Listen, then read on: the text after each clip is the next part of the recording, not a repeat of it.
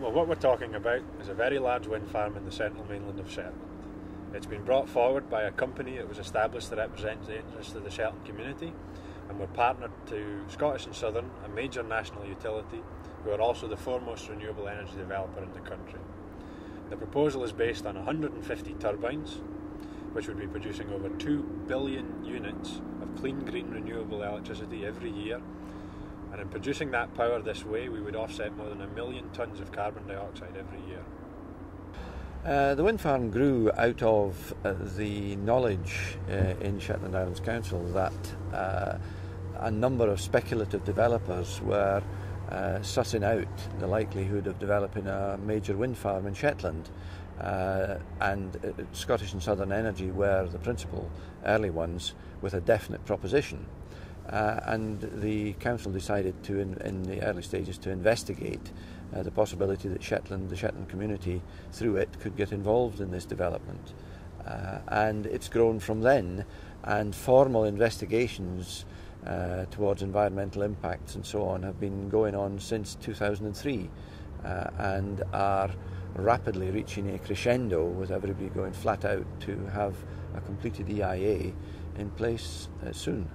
The way it's being planned, I think, is really quite impressive. It is very large scale. It's very modern, state of the art, but it is planning for the future, and it is going to make a significant contribution to energy needs of not just Shetland but also of the UK. It'll be a benefit to the Shetland community. It's needed for the nation as well, for climate change, energy security, all these reasons. I think it should go ahead. Shetland has done well out of its oil reserves, but what Shetland is doing is providing those amenities that are available to the rest of the country, simply because of the volume of population. In Shetland we're isolated, we're a scattered community, and many services that are provided by the private sector just aren't available in Shetland. They're not economic. So the local authority and or the charitable trust has subsidised many services which the rest of the country take for granted. On a global scale, I think this project is very, very important because not only does it put Shetland on the map, but it puts us at the forefront of the fight against global warming, which is obviously a massive issue for everybody, and that makes me proud of my community. A project of this scale would produce about 20% of Scotland's domestic electricity requirements, and because it's a renewable energy project, we would be meeting about 12% of Scotland's targets for renewable energy.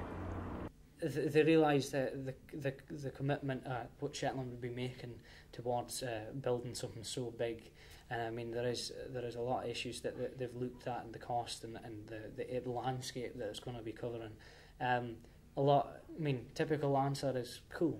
Well, I think the project will bring a range of opportunities in the terms that, there will be jobs created by the wind farm, but that will go on to produce money for the community, which goes on to create more jobs, which creates more affluence in the community in general. Well, if we have power that's generated here, then we're bound not to have to rely on oil. And it would stop, I think, the youngsters from leaving Shetland and staying away. I think it would bring people back in, and it might bring new people in. And I'd hate us to miss the opportunity, because if we delay, we may lose out. There may be other wind farms that come in on top, and we won't be considered for an interconnector. Well, it's a huge resource. It's like having a whole load of oil wells at the top of the hill, and it's never going to go away. It's always going to be there. Somebody's going to tap it.